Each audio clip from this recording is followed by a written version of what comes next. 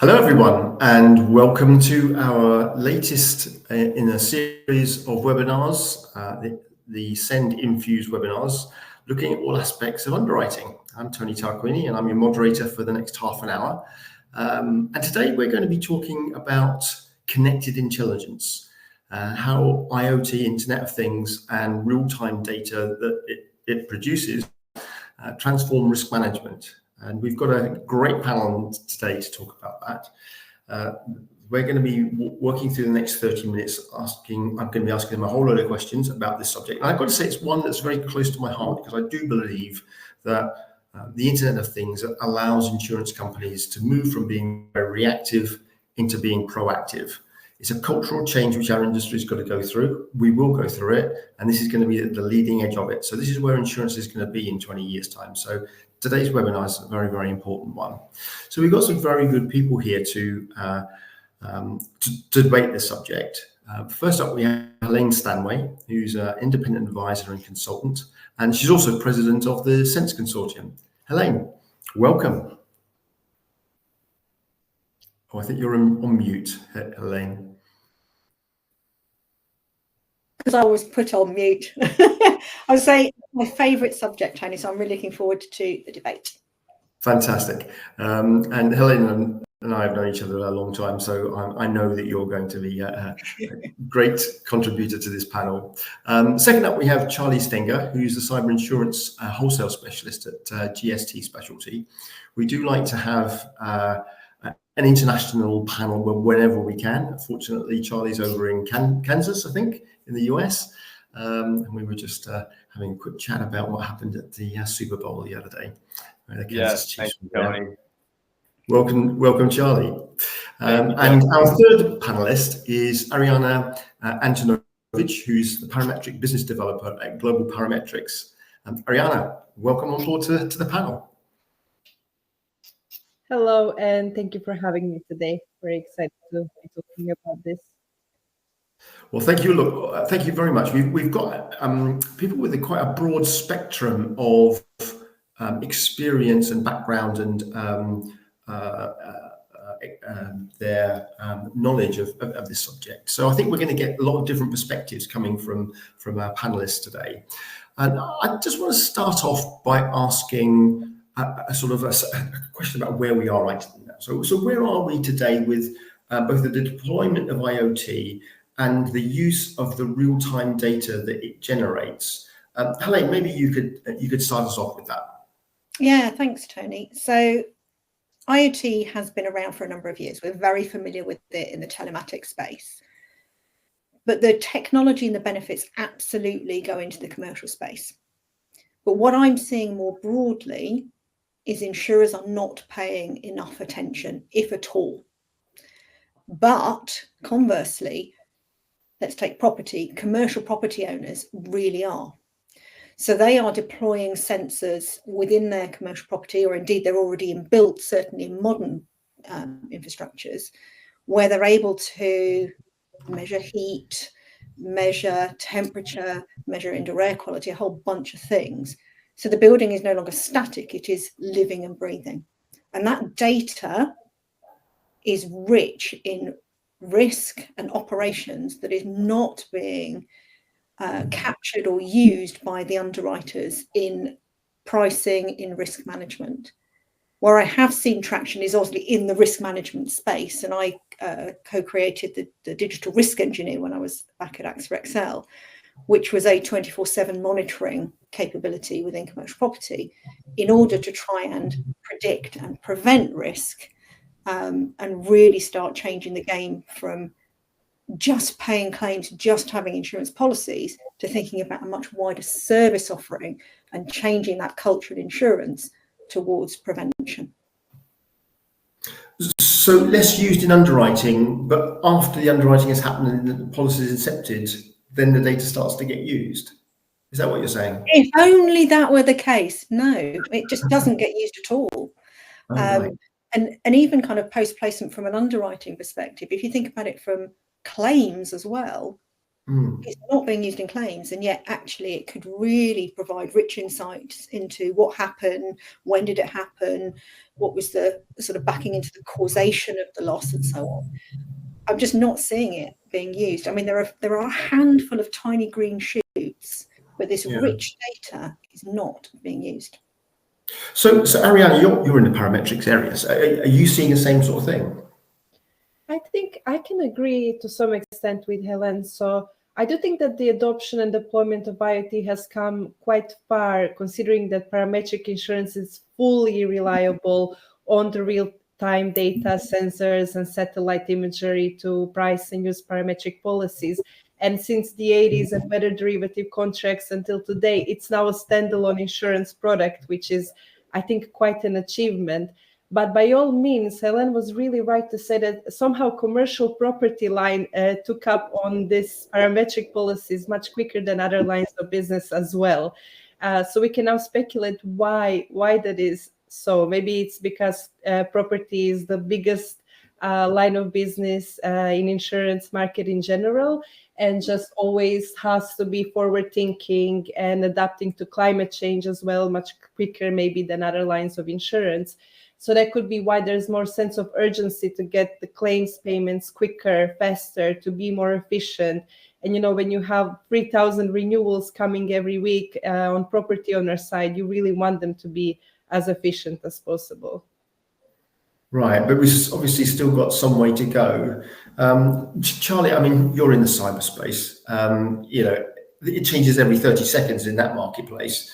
I guess you've got a perspective on it from a cyber perspective. What's your thoughts? The cyber game is evolving, like you said, daily, monthly. But what we're noticing is most of the carriers have an external scanning tool that they're measuring corporations' external footprint. So they're saying, you know, hey, we're doing this scan, we're getting some data back that's alarming to us. For instance, there might be some open remote desktop protocol that was left open after the IT team went in and fixed something. They left a window open, in layman's terms. So the scan picks it up, identifies us and the team, and they say, hey, you need to close that window or else that's going to impact your renewal. So right now, it doesn't cancel the policy. It will impact the renewal. But what we're trying to do is we're trying to make sure to read those tea leaves so that we can identify when clients are having issues on a real-time basis. And we want to alert them. For instance, one of our clients, we got an alert the other day that said, you had a password that was leaked from one of your devices. You should probably go in there and take a look at that, reset that password, do further diligence. So we're thinking that those are helpful tools to our clients, just giving them another set of eyes on the shop, so to speak. Okay, so look, given that we're an industry that's dedicated to protection, I mean that's what the insurance industry is all about. Why is it the take up and the use of IoT and real-time data been so slow, Charlie? I mean, if cyber's got this immediacy that's required, I always believe where cyber leads today, other lines of business will follow tomorrow. Why do you think it's been so slow?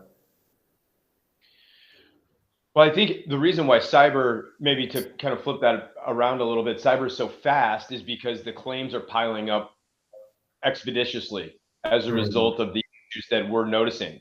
So, for instance, if your claims data shows that a lot of open remote desktop protocol is leading to hacks, which is leading to ransomware payments, additional losses, and we have access to this information, what the carriers might, what we find the carrier saying is, okay, if you have open RDP, we will not renew your account or we will not issue you a quote. So it's forcing the hand of the insurer, and then it's forcing the hand of the client. Where maybe, on the property side, Helene will, notice that, okay, well, we're using some drones to scan and we're using different internal IoT tools to scan, but it's not really, we don't have the claims data to support whether or not those scans are actually moving the needle at all. where in the cyber world, we can definitely show on the claims data what is moving the needle versus what is not. Right. Okay.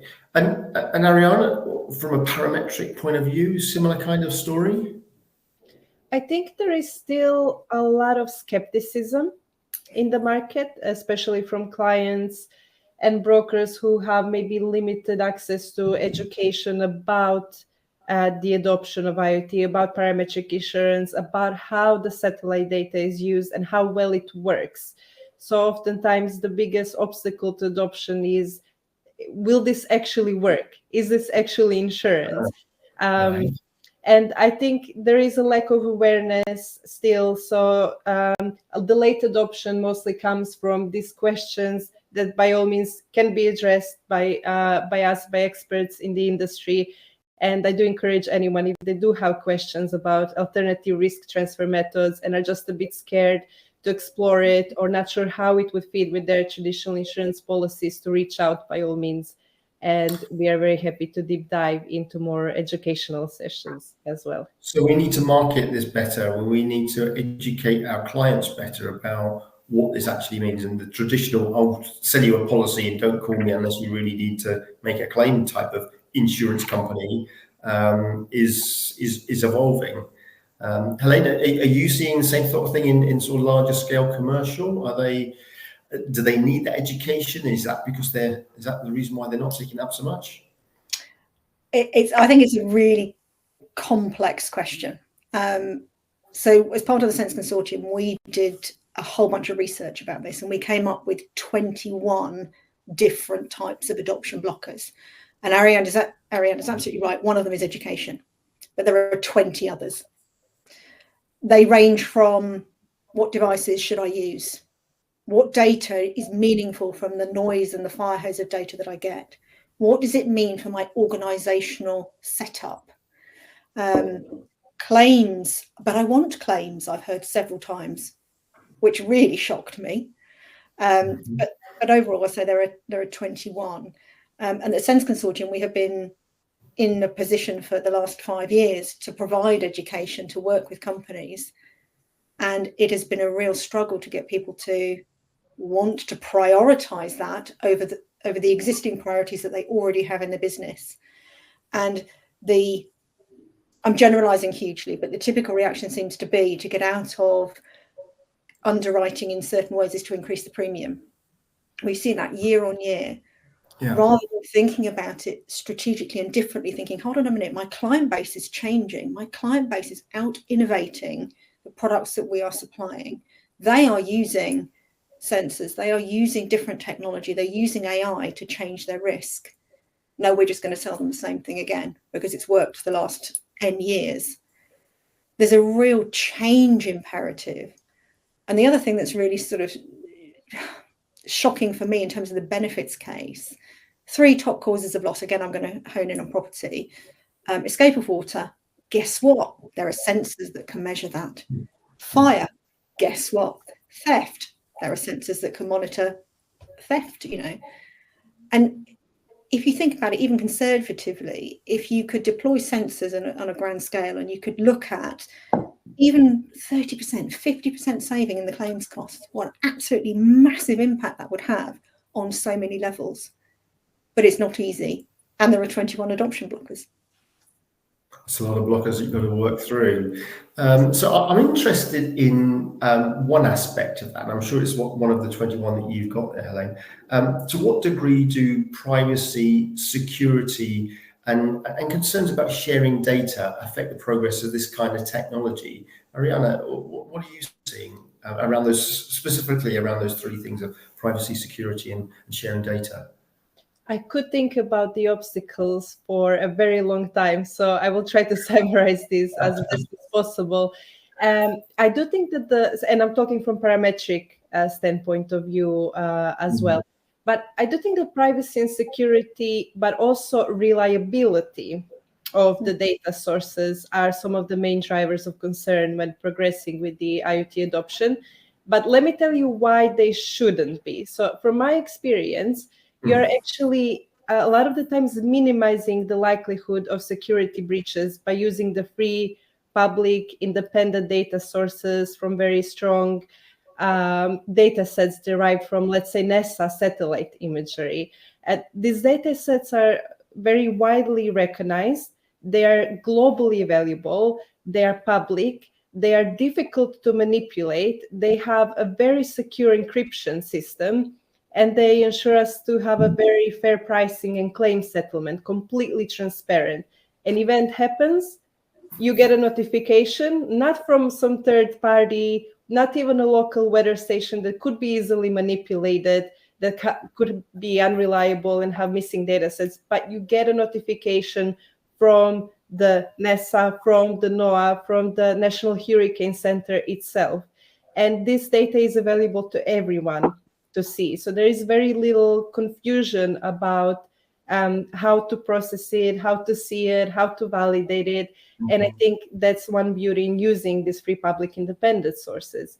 But there are, by all means, some concerns when it does come to privacy and security and reliability. So who owns the data? Can third-party vendors, if you use third-party sensors, do they have a good security system in place? Can they be verified? Who sees this data? Who has access to it, right?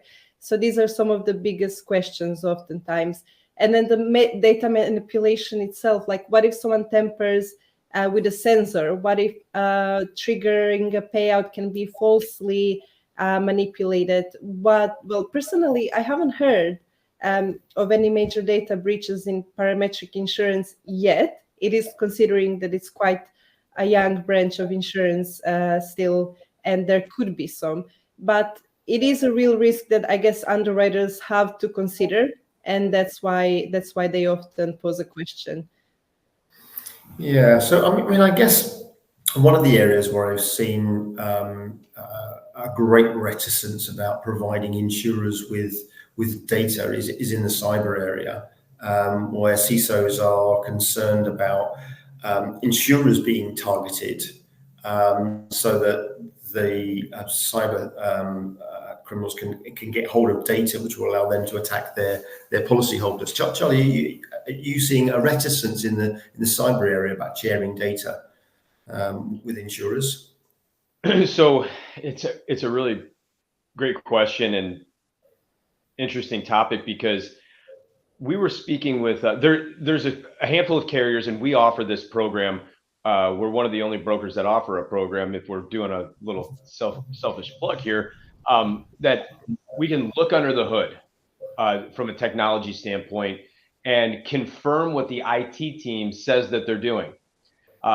It's really powerful, because I'm sure we've all taken your car to the mechanic, and they tell you that these 6 things are going on, and they fixed this and they did that, and I don't know the first thing about vehicles, so I just kind of have to take everybody's word for it when I'm taking my car to the shop. I did have a mechanic that I trusted, and he would walk me back into the shop, and he would show me the brake pad, and he'd say, "Hey, look at how bad your brake pad was here. That's why I replaced it." And so I felt better when I was leaving, that however much money I just spent was going to something. So I think that the directors and officers of organizations typically are just taking the IT team's word for it. That, okay, you guys did a good job deploying AWS properly. However, many of the cybersecurity folks that I work with will tell you most IT folks don't know how to deploy AWS securely, because out of the box, I'm speaking of Amazon Web Services. Sorry, I'm using an acronym. Amazon Web Services. When it's out of the box, the security is pretty basic. So you have to deploy many more. You have to be more rigid about the deployment to make sure that it's accurately and properly working for your organization, especially if you are a heavily regulated business like a financial services company. So we have a tool that would go in there and validate that security. We offer it to many of these IT professionals and board members. The board members are generally on board, I guess. So, sorry, here, a little pun. But, so the board members feel really good about that. However, the IT folks sometimes get a little squirrely, and they're like, one guy compared it to, he said, well, I don't know about that. That feels like, the thing that you plug in my car, and now you're monitoring my driving, and now you're monitoring my 16-year-old's driving, and you're going to, you know, adjust my insurance rates. And I had a relationship with the board, and I said, exactly. Like, don't you want to know what your IT team is doing back there? And it was a wild situation. Shortly thereafter, that CISO, the Chief Information Security Officer, was let go of the organization. And maybe they found out some things that, you know, he wasn't doing properly because of outside audits. So what we're noticing is that is the cyber industry using real-time data to reduce claims? And bearing in mind what you've just said there, are we seeing that? Okay, so what the common practice is right now is we're doing an external scan of the footprint. So what that is, it's using an analogy. We're walking around the house and looking, you know, at the window, seeing if everything's locked. You know, okay, that window's open. You should check on that. That door's open. What an internal scan would do is like actually physically go in there and try to test the door, try to lift up on the window, go walk through the kitchen and see if there's anything that's you know, check the passwords. You know, how is the encryption looking? So right now it's an external scan is what's going on. What the next iteration is going to be this internal verification where, you know, we're going through and doing a further diligence to confirm back to the board what is going well and what not going well, and to confirm to the carrier what is going well and what is not going well. The benefit is we can confirm to the board, this is what's good, this is what's not good. The other benefit is once we confirm to the insurance carrier, they'll say, we'll give you a discount. We'll give you a 25% discount because you've actually gone through and taken the time to confirm these things. And we feel much more comfortable. We know that if you've done, you know, A to Z, your likelihood of a hack has reduced by, you know, 50%. So we'll give you a 25% discount.